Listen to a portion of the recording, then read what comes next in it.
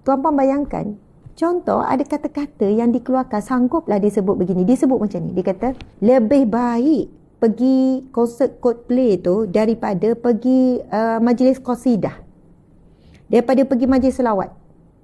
Sebab dia kata Coldplay tu maksiat yang mana kalau bertaubat, maksiat memang ada unsur maksiat, tapi maksiat yang jelas, kalau bertaubat settle. Tetapi majlis qasidah, majlis selawat ada unsur syirik, dia kata. Ada unsur syirik. Syirik melibatkan akidah. Jadi dosanya lebih besar. Sebab apa mereka kata ada perkataan-perkataan dalam qasidah tu yang memuja Nabi berlebihan. Ada perkataan-perkataan yang sekian-sekian. Tuan-puan sekalian bayangkan ya. Sebenarnya banyak lebih kepada kecenderungan politik. Lepas tu ilmuwan dan agamawan dalam politik ni berlebihan sangat mengulas dan mempertahankan konsert tersebut. Bila saya baca-baca, saya kata, ya Allah, macam-macam hujah agama yang dikeluarkan, macam-macam dalil yang dikeluarkan, macam-macam logik akal fikiran yang dikeluarkan untuk mempertahankan konsert tersebut dan mempertahankan orang-orang yang pergi konsert tersebut dan mempertahankan pihak-pihak yang meluluskan konsert tersebut. Kalau ya pun tak perlulah sampai nak buat perbandingan dengan majlis selawat, majlis maulid, majlis qasidah. Sebab perbandingan itu perbandingan yang sangat melampau bagi saya. Minta maaf lah. Perbandingan yang langsung tak logik. Cukuplah kalau anda bagi tahu program itu sekian-sekian, tapi jangan buat perbandingan dengan majlis-majlis ni. Kalaupun memang ada kesilapan dan kekurangan dalam majlis qasidah ataupun majlis maulid, anda hanya perlu menegur sahaja di mana salah dan silap. Kerana sepanjang saya hadir majlis maulid ataupun majlis qasidah, tidak ada pencampuran bebas lelaki perempuan dan tidak ada pendedahan aurat, dan tidak ada tempikan-tempikan ataupun tidak berlakulah tari menari, tempikan-tempikan yang di luar kawalan. Semuanya dalam keadaan terkawal lah, harmoni.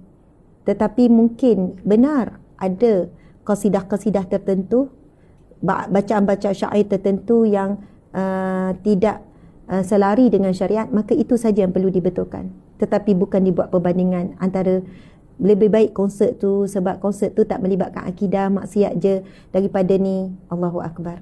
Tuan-puan bayangkan. Itulah bahaya bila fanatik, asabiah melampau, perbuatan melampau, bila kepala kumpulan tertentu mencarilah pelbagai hujah dan alasan.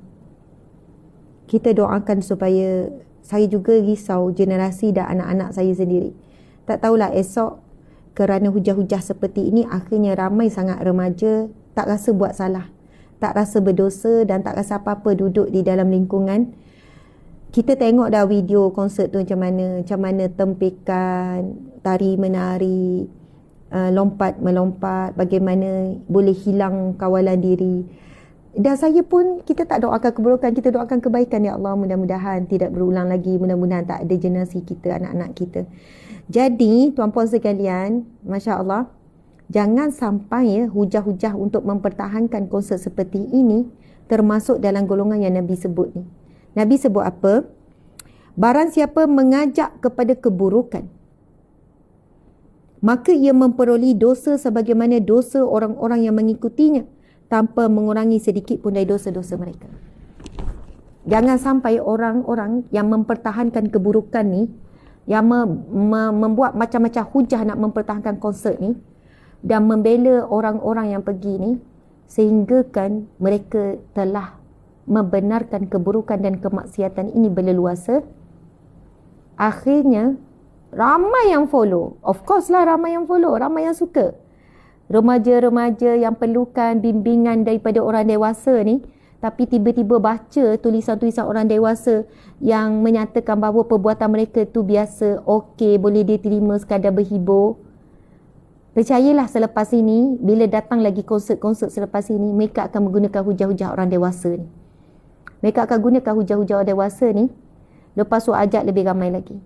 Dan jika kita telah melakukan kesilapan mengajak kepada keburukan, maka 1000 orang yang follow, 500 orang yang follow, 10 orang yang follow keburukan ini, kita akan menanggung sama dosa-dosa tersebut. Sebab banyak penulisan orang ni, dia sebut apa? Saya pun tak pergi konsert ayat. Saya pun tak pergi konsert tu, dan saya pun tak beli tiket. Tetapi bagi saya konsert tersebut, ayat-ayat tu membela. Ayat-ayat tu mempertahankan. Ayat-ayat tu memberikan senang hati orang yang menyertai. Tuan-puan sekalian, harga tiket konsert tu paling murah hampir 400 tau. Yang mahal ribu-ribu. Orang Islam kita menyumbang ke mana? Tiket tu akan pergi ke mana? Pihak mana? Kepada siapa? Dan siapakah artis tersebut? Ada orang kata, Ustazah ni terlalu ni sangatlah ni. Tak. Kenapa kita macam bertegas, jelas dan tak berlindung menyatakan pendapat kita? Sebab apa?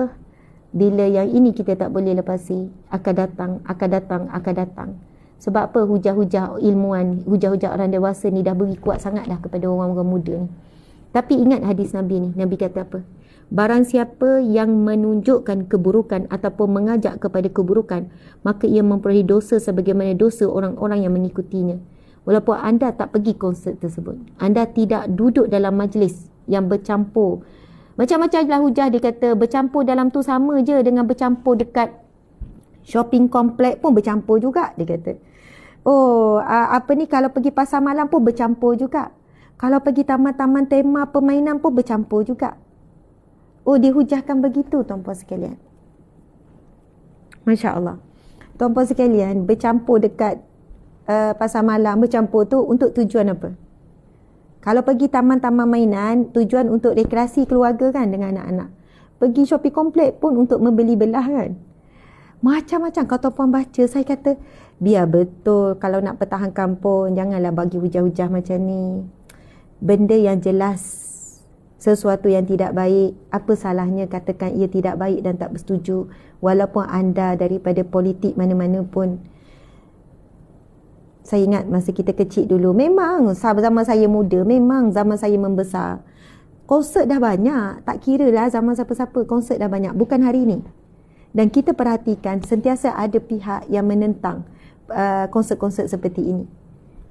Maksudnya zaman walaupun berubah, konsert berubah, skala kecil, skala besar, tetap ada yang mencegah. Dan kekallah kita berada di golongan yang mencegah, walaupun esok kan parti lain pula ke memerintah, parti ni tak tahulah parti mana yang memerintah, tetap kita istiqamah mencegah. Dan tidak akan berubah kata-kata kita, tidak mengubah prinsip kita dalam mencegah kemungkaran. Saya tak nak kupas apa detailnya kesan daripada konsert besar-besaran ini dibuat. Kenapa ada negara tutup pintu terus konsert ini tidak boleh dibuat di negaranya? Kenapa tutup pintu terus kepada konsert-konsert seperti ini? Sebab pemerintah nak jaga perkara yang tidak boleh dikawal selepas itu. Wallahu alam. Jadi itulah hadis yang kita baca, itu pengajian kita pada hari ini. Terima kasih banyak-banyak. Mohon maaf salah dan silap.